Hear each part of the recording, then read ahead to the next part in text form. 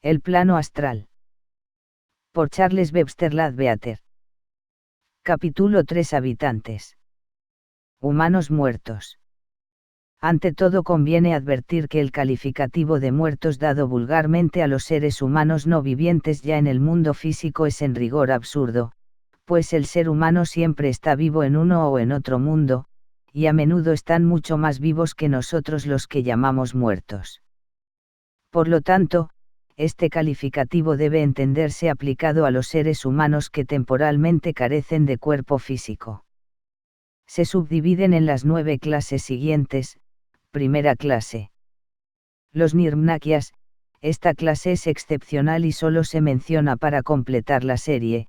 porque es muy raro que tan excelsos seres se manifiesten en un mundo para ellos tan inferior como el astral. Cuando por alguna razón relacionada con su sublime obra, les conviene manifestarse en el plano astral, se elaboran previamente un cuerpo astral con la materia atómica del plano, así como el adepto en cuerpo mental se elabora un cuerpo astral, porque el suyo sería invisible en el mundo astral. Para ser capaces de actuar sin un momento de vacilación en cualquier plano, retiene el Nirmnakya un átomo de la materia de cada plano, que le sirve de núcleo en cuyo torno se agrupa la materia del respectivo plano cuando se han de elaborar con ella el cuerpo necesario para manifestarse en dicho plano. Segunda clase. Los discípulos en espera de reencarnación. Se ha expuesto en varios tratados teosóficos que cuando un discípulo llega a cierto grado de perfeccionamiento es capaz, con el auxilio de su maestro, de eludir la acción de la ley natural que ordinariamente obliga a los desencarnados a obtener en el mundo celeste el resultado de la plena actualización de las fuerzas espirituales que con sus altas aspiraciones movilizaron durante su vida terrena. Como quiera que el discípulo ha de ser un hombre de pura conducta y altos pensamientos, lo más probable es que sus fuerzas espirituales sean de extraordinaria intensidad, y si fuese al mundo celeste o de Bachán, su permanencia allí sería sumamente larga, por lo que se prefiere seguir el sendero de renunciación, imitando, aunque de humilde manera, el ejemplo del insigne maestro de la renunciación, Gautama el Buda, de suerte que emplea toda aquella almacenada energía espiritual en beneficio de la humanidad, y así, por infinitesimal que su ofrenda sea, participa modestamente en la gran obra de los Nirmnakyas. Al proceder de esta manera no cabe duda de que renuncia a siglos de intensa felicidad, pero, en cambio, tiene la inmensa ventaja de continuar sin interrupción su vida de progresiva actividad. Cuando un discípulo se decide a renunciar al Devachan, se desprende definitivamente del cuerpo físico en vez de desprenderse de él interinamente como hasta entonces tan a menudo hiciera, y espera en el plano astral a que su maestro le disponga una nueva encarnación. Como quiera que este procedimiento se aparta muchísimo del ordinario, es preciso recabar licencia de una altísima autoridad para realizarlo, y aunque se obtenga, es tan potente la fuerza de la ley natural, que el discípulo ha de tener sumo cuidado en mantenerse estrictamente en el nivel astral, pues si por un momento siquiera tocara el plano de bachánico o mundo mental, quedaría arrastrado por la irresistible corriente de la normal evolución. En algunos casos, por cierto muy raros, se le ahorran al discípulo las molestias de un nuevo nacimiento, infundiéndose en un cuerpo adulto cuyo poseedor ya no lo necesita, pero no siempre se encuentra un cuerpo a propósito en semejantes circunstancias. Lo más frecuente es que, como ya hemos dicho, espere el discípulo en el plano astral la eventualidad de un oportuno nacimiento. Pero entre tanto no pierde el tiempo, porque continúa siendo el mismo que siempre fue y es capaz de proseguir la tarea que su maestro le encomendó aún más pronta y eficazmente que cuando actuaba en cuerpo físico, porque no tropieza con el estorbo de la posibilidad de fatiga. Actúa con plenitud de conciencia con igual facilidad en todos los subplanos del astral. No es el discípulo en espera de reencarnación una entidad muy frecuente en el mundo astral, pero se le encuentra ocasionalmente y por esto forma una de las 9 clases. Sin duda que según adelante la evolución humana y mayor número de individuos vayan entrando en el sendero de santidad, será más numerosa esta clase. Tercera clase. El hombre ordinario después de la muerte. Desde luego que esta clase es millones de veces más numerosa que las ya citadas, y el carácter y condición de sus individuos varían entre límites enormemente distantes, y por lo tanto, también varía la duración de su vida astral, pues mientras algunos solo permanecen allí unos cuantos días, y algunos tan solo horas, otros están muchos años y aún siglos. Quien durante la vida terrena haya seguido una buena y pura conducta y cuyos más vivos sentimientos y aspiraciones hayan sido espirituales e inegoístas, no se aficionará al plano astral ni hallará en él gran cosa que le sirva ni que pueda ponerle en actividad durante el relativamente corto periodo de su estancia. Porque se ha de entender que después de la muerte del cuerpo físico, el ego se retrae en sí mismo, y debe en cuanto le sea posible desechar también el cuerpo astral y pasar al mundo celeste, donde fructifiquen sus espirituales aspiraciones. El hombre de noble conducta y puros pensamientos será capaz de hacerlo así porque subyugó durante la vida terrena las pasiones morbosas, dirigió su voluntad por superiores canales y le queda poca energía de siniestros deseos que haya de consumirse en el plano astral. Por tanto, su actuación allí será muy corta y lo más probable es que tenga una confusa conciencia hasta que caiga en el estado de sueño durante el cual el ego se libre del cuerpo astral y entre en la beatífica vida del mundo celeste. Para quien no ha entrado todavía en el sendero de oculto desenvolvimiento, es un ideal cuanto acabamos de describir, pero no todos ni siquiera la mayoría llegan a realizar este ideal, pues la generalidad de las gentes no se libran de sus malos deseos antes de la muerte, y necesitan un largo periodo de más o menos plena conciencia en los subplanos del astral para que se extingan las fuerzas siniestras que engendró. Todo ser humano ha de pasar después de la muerte física por todos los subplanos del astral en su camino hacia el mundo celeste, aunque no se sigue de ello que haya de ser consciente en todos ellos.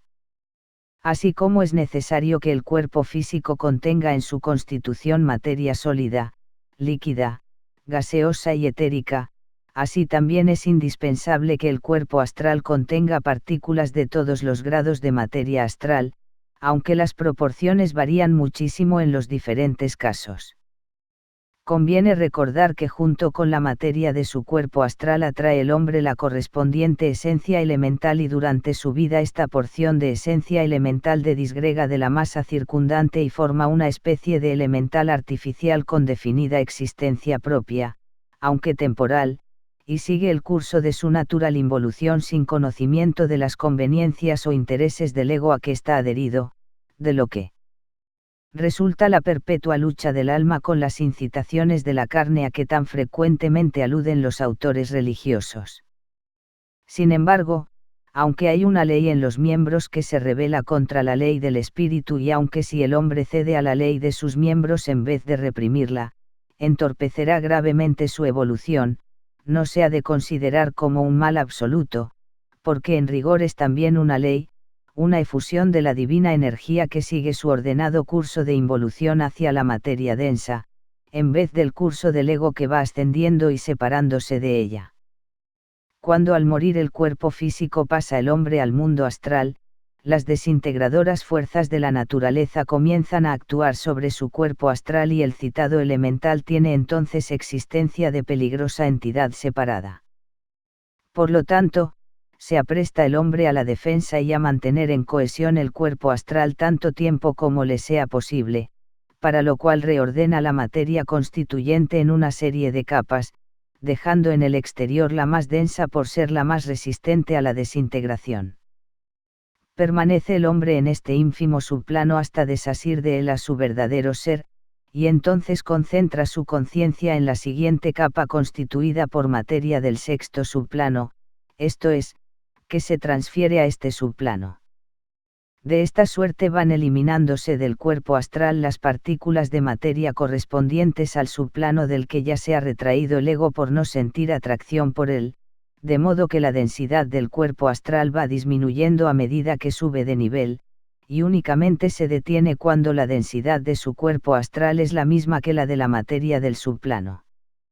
Así se explica que algunas entidades astrales que se manifiestan en las sesiones espiritistas adviertan que están a punto de elevarse a más altas esferas desde donde les será imposible o por lo menos muy difícil comunicarse mediúmnicamente, y, en efecto, es imposible que una entidad residente en el subplano superior del astral se comunique con un medium.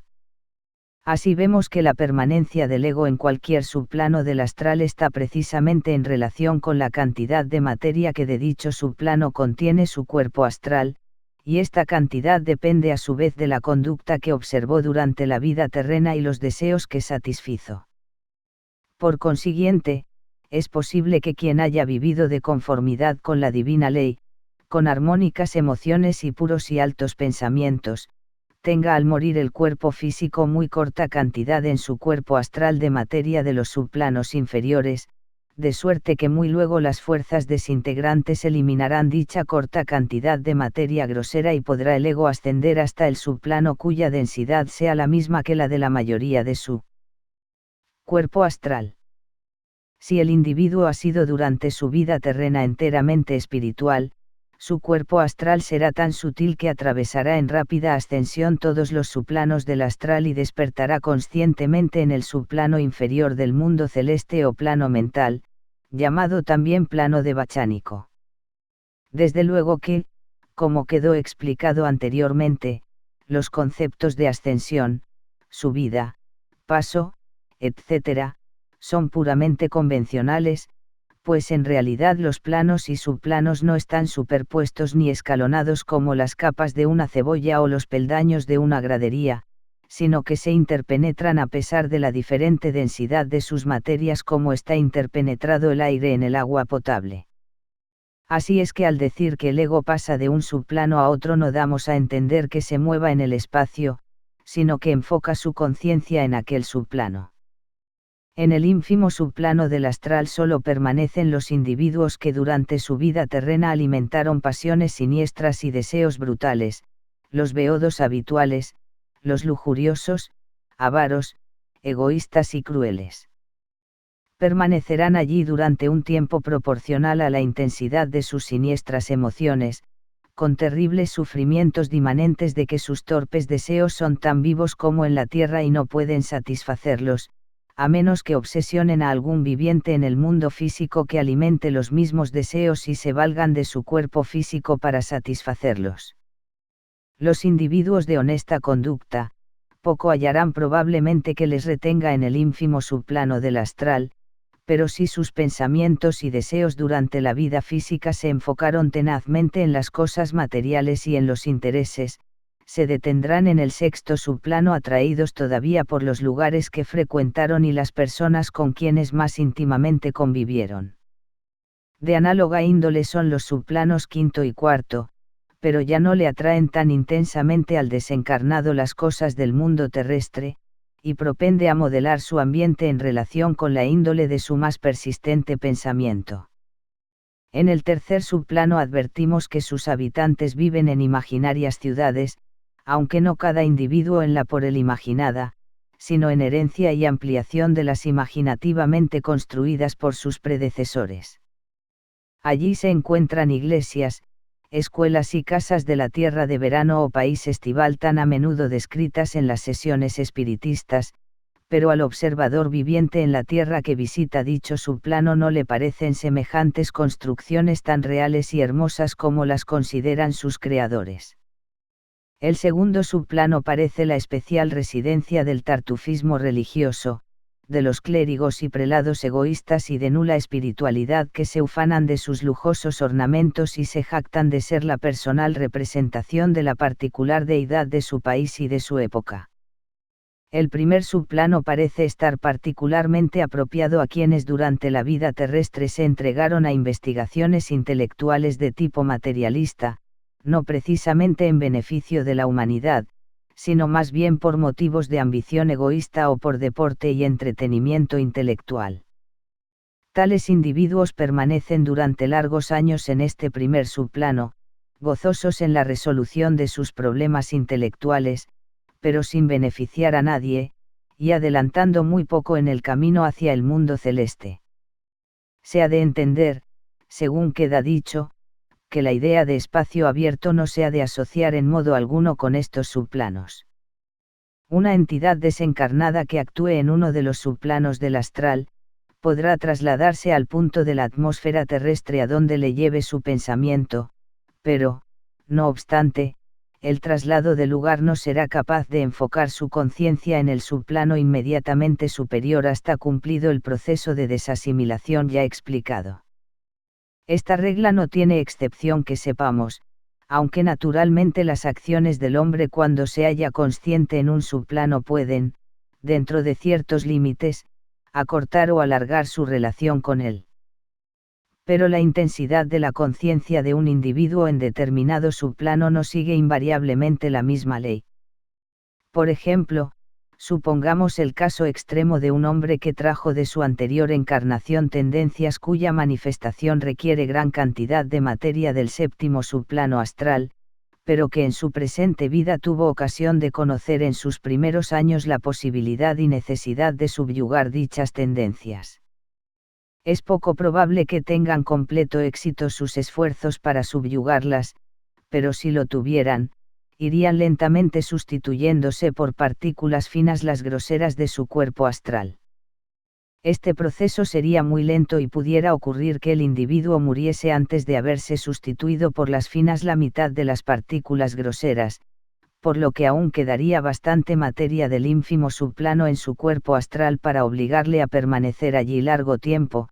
pero también tendría en su cuerpo astral materia por cuyo medio no hubiese tenido el hábito de actuar en dicha encarnación, y como este hábito no se contrae de repente, el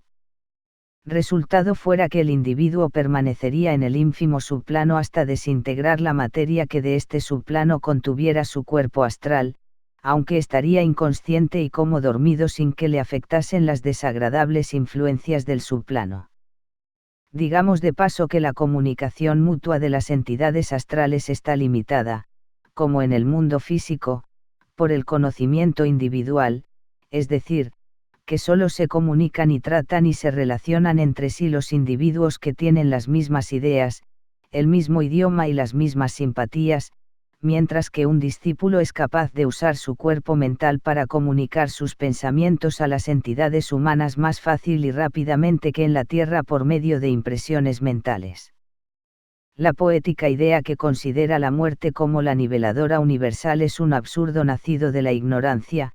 pues en la inmensa mayoría de los casos la pérdida del cuerpo físico no altera el carácter moral e intelectual del individuo, y de aquí que entre los habitantes desencarnados del mundo astral haya la misma variedad de mentalidades y moralidades que observamos en el mundo físico.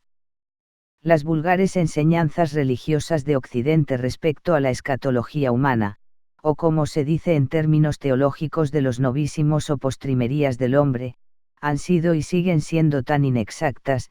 que aun individuos de clara inteligencia se encuentran terriblemente perplejos al recobrar la conciencia en el plano astral después de la muerte física.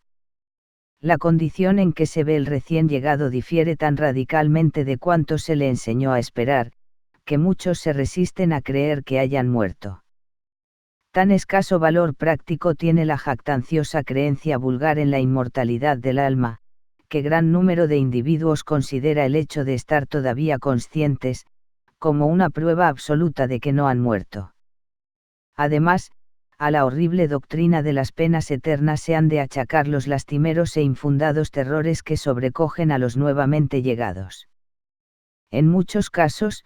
pasan largos periodos de agudo sufrimiento mental antes de verse libres de la funesta influencia de tan horrenda blasfemia, y convencerse de que el universo no está gobernado por el capricho de un demonio que se deleita en la angustia humana, sino por la benévola y paciente ley de evolución. Muchísimas entidades astrales de la clase que estamos considerando no tienen verdadero concepto de la evolución y pasan su vida astral con la misma indiferencia con que pasaron su vida física, y así, después de la muerte, como antes de ella, pocos se dan cuenta exacta de su situación ni saben sacar de ella el mayor provecho, mientras que muchos son los que no han logrado todavía este conocimiento, de modo que, como siempre sucede, el ignorante no está dispuesto a escuchar el consejo ni a seguir el ejemplo del sabio. Pero cualquiera que sea el grado de inteligencia de la entidad astral, fluctúa continuamente,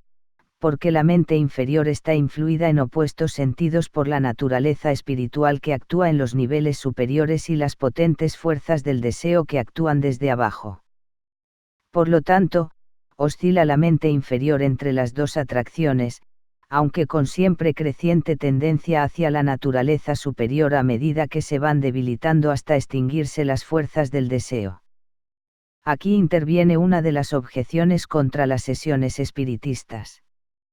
Un individuo sumamente ignorante o muy degradado, podría aprender mucho y bueno, puesto en contacto con una reunión de personas estudiosas presididas por un instructor prestigioso, pero en la generalidad de los individuos de la clase que consideramos, la conciencia se está transfiriendo de la naturaleza inferior a la superior, y para que desde el mundo físico le ayuden a evolucionar es necesario distraer de su pasivo estado la naturaleza inferior y reavivarla para ponerla en contacto con un medium.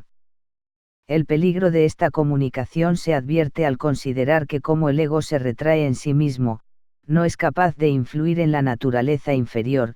que mientras no se separe completamente puede generar karma que, dadas las circunstancias, será con preferencia siniestro.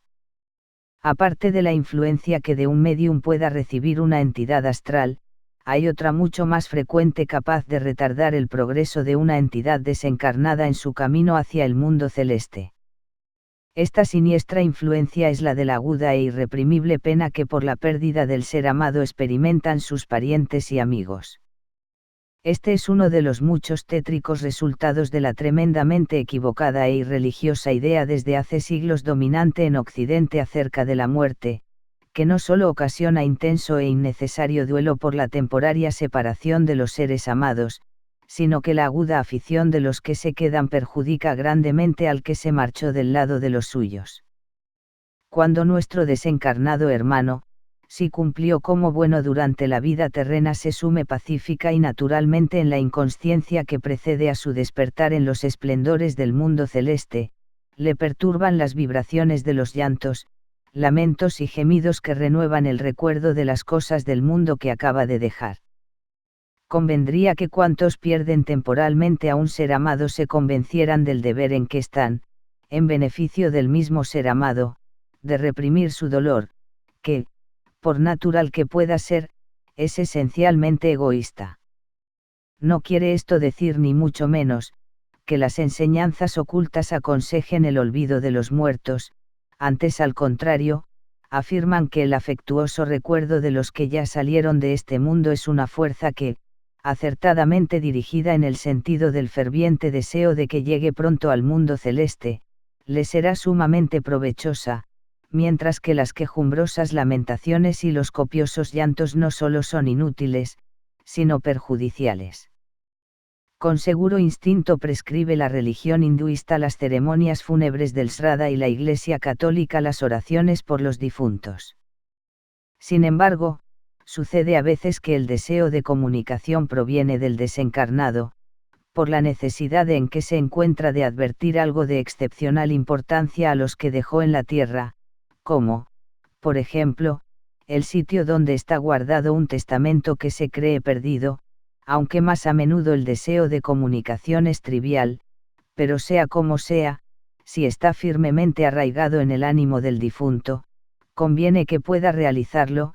pues. De lo contrario, la ansiedad mantendría atraída constantemente su atención hacia las cosas de la tierra, estorbándole el paso hacia el mundo celeste. En tal caso, un psíquico capaz de comprenderle o un medium que le sirva de instrumento de comunicación, podrán prestarle un verdadero servicio. ¿Acaso se pregunte por qué el difunto no puede hablar o escribir sin el auxilio de un medium?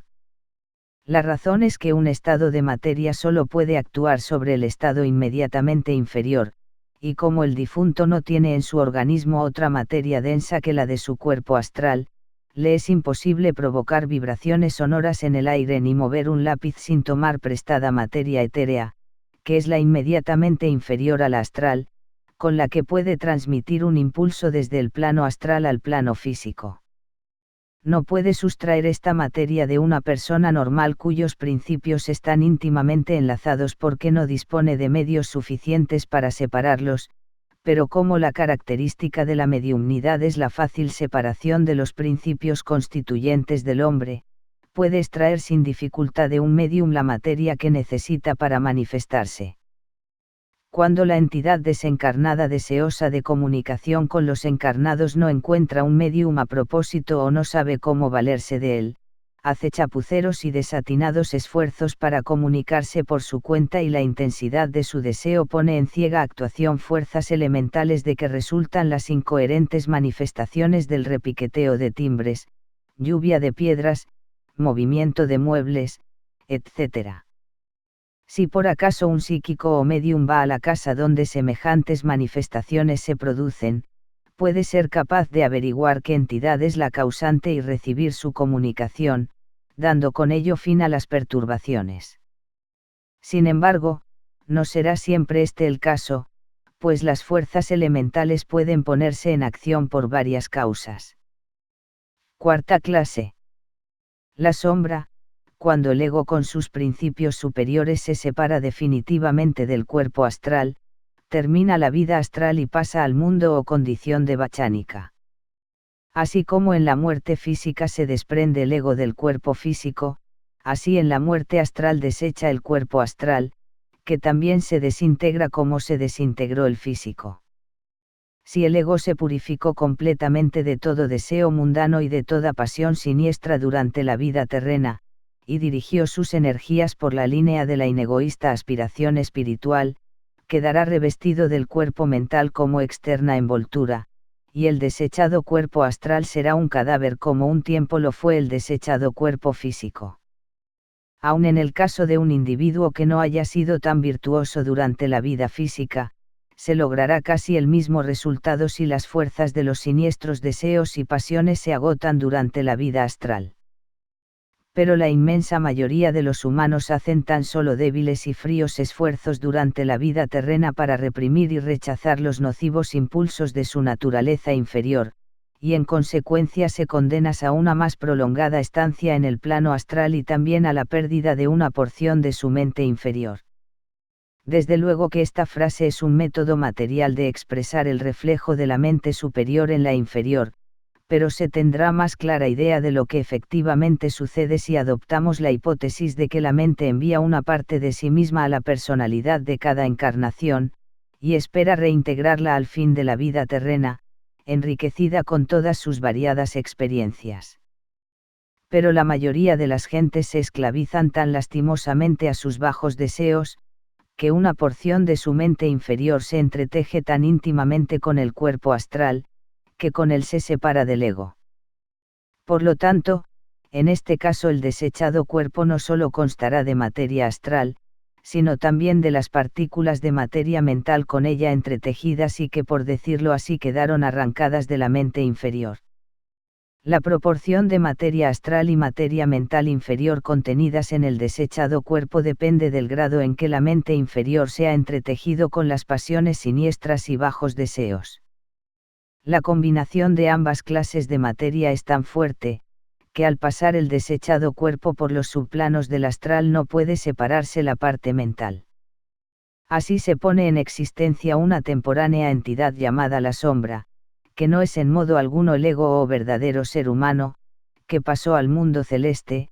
pero que, no obstante, ofrece la misma apariencia de la personalidad que tuvo en la tierra, y conserva su memoria y sus extremas características hasta el punto de que se puede confundir con la entidad real como en efecto suele confundirse en las sesiones espiritistas. Desde luego que esta sombra no es capaz de personificación en el sentido de atribuirle conciencia, pero sus reminiscencias simulan la verdadera entidad y cabe suponer el horror de los parientes y amigos del desencarnado si supieran que la pretendida manifestación del ser querido no es más que un inanimado manojo de sus inferiores cualidades. La duración de la sombra varía según la cantidad de materia mental que contiene, y como está en continuo proceso de desintegración, van debilitándose sus vibraciones, aunque por sintonización puede comunicarse subtrayendo algo de la materia mental del médium que le sirve de instrumento. También por sintonización es capaz la sombra de que la afecten todas las corrientes malignas y por su propia índole es incapaz de responder a las corrientes armónicas. Por esta circunstancia se presta fácilmente a que la manejen en su provecho los magos negros de inferior categoría. Al desintegrarse la sombra, la materia mental que contuvo se entrefunde con la masa del plano mental sin pasar a formar parte del cuerpo mental de ningún individuo. Quinto clase. El cascarón, es el cadáver astral en el último grado de desintegración, cuando ya no le queda ninguna partícula de materia mental. Carece por completo de inteligencia, porque le faltan las vibraciones de la materia mental y las corrientes astrales lo arrastran como nube empujada por el viento, pero si llega a ponerse en contacto con el aura de un médium, puede quedar momentáneamente galvanizado en una lívida carátula de vida, con los mismos rasgos fisonómicos de la persona a que perteneció y aún puede reproducir las expresiones familiares o muletillas y el carácter de letra de la persona desencarnada, por la automática acción vibratoria de sus partículas materiales que tienden a reproducir la modalidad de acción a que estuvieron habituadas, y si acaso denota el cascarón algo de inteligencia, no es la de la verdadera entidad, sino la tomada sintónicamente del médium o del guía, según las circunstancias. Sin embargo, el cascarón queda más frecuentemente vitalizado por el medio descrito al tratar de la sexta clase, y también tiene la propiedad de responder automáticamente a las vibraciones groseras a que estuvo acostumbrado en su existencia como sombra, y por tanto, los individuos en quienes predominen los siniestros deseos y morbosas pasiones estarán expuestos, si asisten a las sesiones espiritistas, a que se intensifiquen por la maligna influencia del cascarón, pues cada cosa atrae a su semejante. También hay un cascarón etéreo, o sea el cadáver de la parte etérea del cuerpo físico, que ha de desintegrarse como éste, pero entre tanto, no flota de aquí para allá como el cascarón astral, sino que permanece a unos cuantos metros de distancia del cadáver denso, y pueden percibirlo las personas muy sensitivas, de donde provienen los relatos de fantasmas y aparecidos en los cementerios. Un psíquico notablemente desarrollado verá en los cementerios de las ciudades populosas centenares de formas espectrales blanco-azuladas de consistencia nebulosa que planean sobre las sepulturas donde yacen los cadáveres de que recientemente se desprendieron, y como también se hallan en proceso de desintegración no es muy agradable el espectáculo. El cascarón etéreo carece asimismo de conciencia e inteligencia, aunque a veces, en determinadas circunstancias, se puede galvanizar en una horrible forma de vida temporánea, por influencia de los repugnantes ritos y ceremonias de la más abominable y nefanda especie de magia negra. Así vemos que en su marcha ascensional hacia el mundo celeste, el hombre desecha el cuerpo físico en sus dos partes, densa y etérea, y el cuerpo astral, que se van desintegrando, y su materia vuelve de nuevo a los respectivos planos para servir a la admirable química de la naturaleza. Sexto clase. El cascarón vitalizado, no debiera considerarse como humana esta ficticia entidad, pues solo es el despojo insensible y pasivo del cuerpo astral de una entidad humana, aunque está vitalizado por el artificial elemental que lo anima, como creación de los malos pensamientos del hombre. Trataremos de él más detenidamente al estudiar las entidades ficticias. Entre tanto solo diremos que esa manera de un demonio tentador, de una maligna entidad cuya maligna influencia solo está limitada por el alcance de su poder, y como la sombra, sirve de instrumento a las más abyectas modalidades de magia negra. Algunos tratadistas han dado a los cascarones astrales vitalizados la denominación de elementarios, pero como se han llamado también así varias otras entidades ficticias del plano astral, resulta un nombre muy ambiguo y vale más evitarlo. Séptimo clase. Suicidas y víctimas de accidentes. Tácitamente se comprende que un individuo arrebatado de súbito a la vida física por suicidio o accidente en plena salud y vigor se hallará en el plano astral en condiciones muy distintas de las en que se encuentran los que mueren de vejez o enfermedad. Cuando el individuo en estos últimos años tiene sobrado tiempo de prepararse a bien morir, seguramente se le debilitan los deseos por las cosas de la tierra, y al morir se habrían eliminado ya las partículas groseras de su cuerpo astral, de modo que se encontrará en el sexto o el quinto subplano o acaso en el cuarto, porque el reordenamiento ha sido gradual y sin bruscos choques. Pero en el caso de muerte repentina por accidente o suicidio fulminante, el individuo no ha tenido tiempo de predisponerse a la muerte, y la violenta separación del ego del cuerpo físico se ha comparado acertadamente al brusco arranque del hueso de una fruta verde. El cuerpo astral contiene todavía muchas partículas groseras, y en consecuencia el individuo desencarnado se encuentra al morir en el séptimo subplano del astral. Sin embargo, los que mueren de accidentes y han observado durante toda su vida recta y noble conducta, no tienen tendencia al séptimo subplano, y por lo tanto pasan el tiempo que han de permanecer allí, según dice una primitiva carta sobre el asunto, en feliz ignorancia y completo olvido, o en un estado de tranquila somnolencia henchida de rosados ensueños. Por el contrario, si el individuo muerto violentamente fue en vida egoísta, cruel y lujurioso, se encontrará en el séptimo subplano del mundo astral, e inflamado por sus siniestras e indomadas pasiones, arriesga convertirse en maligna y terrible entidad, mas como ya no tiene cuerpo físico por cuyo medio satisfacer sus groseros apetitos, se vale del de un medium o de una persona de frágil voluntad y muy sensitiva a la que pueda obsesionar.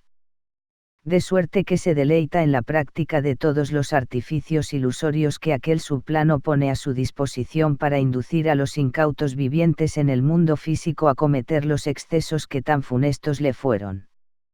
De la misma carta aludida entresacamos el siguiente pasaje referente a dichas entidades: estos son los pisacas, los demonios íncubos y súcubos mencionados por los escritores medievales, demonios de la lujuria y de la gula, de la avaricia y de la crueldad, de la astucia y la hechicería que inducen a sus víctimas a cometer horribles acciones y se huelgan en la comisión. A esta clase pertenecen los demonios tentadores a que aluden las religiones, pero su poder se estrella contra el broquel de una mente pura, un ánimo noble y una conducta impecable de alta espiritualidad, pues nada pueden contra un viviente en el mundo físico, a menos que haya alimentado los vicios que la entidad obsesionante trata de intensificar. Un psíquico que haya actualizado la visión astral, verá bandas de estas desgraciadas entidades rondando en torno de los mataderos y carnicerías, de los tabernuchos, de los prostíbulos y otros lugares de los barrios bajos de las ciudades en donde hallan el grosero ambiente en que se gozan, y se ponen en invisible contacto con vivientes de su misma calaña mental. Para una de estas entidades es tremenda desgracia el encuentro con un medium de su misma índole, porque no solo prolongará enormemente la duración de su deplorable vida astral, sino que irá generando indefinidamente mal karma y preparándose para una futura encarnación en desastrosas condiciones, con más el riesgo de perder gran parte de su poder mental. Pero si tiene la fortuna de no encontrar ningún medium ni persona sensitiva a quienes obsesionar, sus vicios y deseos pasionales se irán consumiendo lentamente por falta de satisfacción, y el sufrimiento que le cause este proceso llegará probablemente a agotar el mal karma de la vida pasada en la tierra. La situación del suicida es más complicada porque su acto menoscaba enormemente el poder del ego de llevarse consigo los principios inferiores, y por lo tanto lo expone a múltiples y ulteriores peligros, pero se ha de considerar que el suicidio admite muchos grados, desde el moralmente intachable de Sócrates y Séneca, hasta el nefando crimen del malvado que se quita la vida para eludir las consecuencias de sus viles fechorías. Conviene advertir que tanto las entidades de esta clase como las sombras y los cascarones vitalizados son los que se llaman vampiros menores, porque para prolongar su existencia siempre que se les depara ocasión absorben o chupan la vitalidad de los vivientes a quienes obsesionan y aun a los que están en su esfera de influencia. De aquí que tanto el médium como los circundantes salgan debilitados de una sesión espiritista. Al estudiante de ocultismo se le enseña la manera eficaz de contrarrestar y vencer tan malignas influencias, pero sin este conocimiento es muy difícil evitarlas, y quien se coloque en su campo de fuerza quedará más o menos influido por ellas. Octavo clase. Vampiros y lobos. Aunque estas dos entidades difieren notablemente en varios aspectos, las clasificamos juntas, porque tienen en común cualidades de indecible horror y sumamente raras, como repugnantes anacronismos y espantosas reliquias de las razas primitivas, cuando el hombre y su ambiente no eran lo que son ahora. Los individuos de la quinta raza raíz hemos ya trascendido por evolución la posibilidad de merecer tan espantoso destino como el representado por los vampiros y lobos, y así es que cuanto se refiere a ambas entidades se considera hoy vulgarmente como fábulas y leyendas medievales, pero aún hoy se conocen casos aislados, sobre todo en los países que como Rusia y Hungría conservan sangre de la cuarta raza raíz. Desde luego que las populares leyendas acerca de estas dos entidades son muy exageradas, pero no deja de haber un fondo de verdad en las consejas y cuentos que pasan de boca en boca entre los campesinos de la Europa central. Las generales características de semejantes cuentos son demasiado conocidas para que necesiten algo más que una pasajera referencia, y ejemplo típico de ellos es la Carmilla de Sheridan. En la obra de Blavatsky y sin velo se encuentra una descripción de los vampiros. Los lectores de las obras teosóficas se darán cuenta de la posibilidad de que un hombre haya sido en vida tan abyecto y degradado, tan brutalmente egoísta, que su cuerpo mental inferior esté empapado de sus pasionales deseos y se separe del ego. Algunos ocultistas suponen que este caso es más frecuente de los que parece y que se encuentran numerosas de estas formas desalmadas, pero afortunadamente no es cierta tal suposición. Para llegar al grado de abyección correspondiente al profundo hundimiento de la maldad que acarrea la pérdida de la personalidad y la debilitación de la evolucionante individualidad, sería necesario que el hombre sofocara todo vislumbre de inegoísmo o de espiritualidad sin el más mínimo punto de contrición redentora, y cuando advertimos que aun en los individuos más viles hallamos algo no enteramente malo, hemos de convenir en que están en exigua minoría las personalidades abandonadas por el ego. Sin embargo, aunque pocas, las hay, y de ellas provienen los cada vez más raros vampiros. La abandonada personalidad, incapaz de permanecer en el plano astral, se verá irresistiblemente arrastrada en plena conciencia a su propio lugar, a la misteriosa octava esfera, donde se desintegra después de pasar por experiencias que vale más no describir. Pero si el hombre murió por suicidio y sabe algo de magia negra, puede en determinada circunstancia eludir tan horrible destino por la lívida existencia del vampiro. Como quiera que no puede ir a la octava esfera hasta la desintegración del cuerpo físico, lo mantiene en una especie de catalepsia por el horrible medio de transfundirle la sangre subtraída de otros seres humanos por medio de su semimaterializado cuerpo astral, y así demora su final destino mediante la perpetración de numerosos asesinatos. Contra ello hay el remedio de exhumar y quemar el cadáver para privar al vampiro de su punto de apoyo. Al abrir la sepultura, el cadáver suele aparecer todavía incorrupto, como si estuviese fresco y lozano, y el ataúd está en muchos casos lleno de sangre. En los países donde prevalece la costumbre de incineración del cadáver en el horno crematorio es imposible esta especie de vampirismo. El lobo, aunque igualmente horrible que el vampiro, resulta de un karma algo diferente, y en rigor debiera incluirse entre los habitantes vivientes en el mundo físico que visitan el plano astral, pues siempre se manifiesta por vez primera el lobo durante la vida física del hombre, y supone invariablemente el conocimiento de la magia negra para ser capaz de proyectar el cuerpo astral. Cuando por arte mágica de negra índole, proyecta así el cuerpo astral un hombre refinadamente cruel y malvado, es posible que se apodere de él otra entidad astral y lo materialice en forma de animal salvaje, que generalmente es el lobo, y en esta condición vagará por el país matando a otros animales y si le es posible a personas humanas para satisfacer no solo la sed de sangre que le atraiga, sino también la de las malignas entidades que lo impulsan. En estos casos, como sucede en la ordinaria materialización, cualquier lesión inferida a la forma animal se reproducirá en el cuerpo físico humano por el fenómeno de la repercusión, aunque después de la muerte del cuerpo físico, el astral, que tendrá probablemente la misma forma, será menos vulnerable, pero también menos peligrosa, a no ser que haya a su alcance algún medium capaz de materializarlo completamente. Es probable que en la manifestación de estas formas haya algo de materia etérea, gaseosa y líquida subtraída del cuerpo físico, como sucede en algunas materializaciones.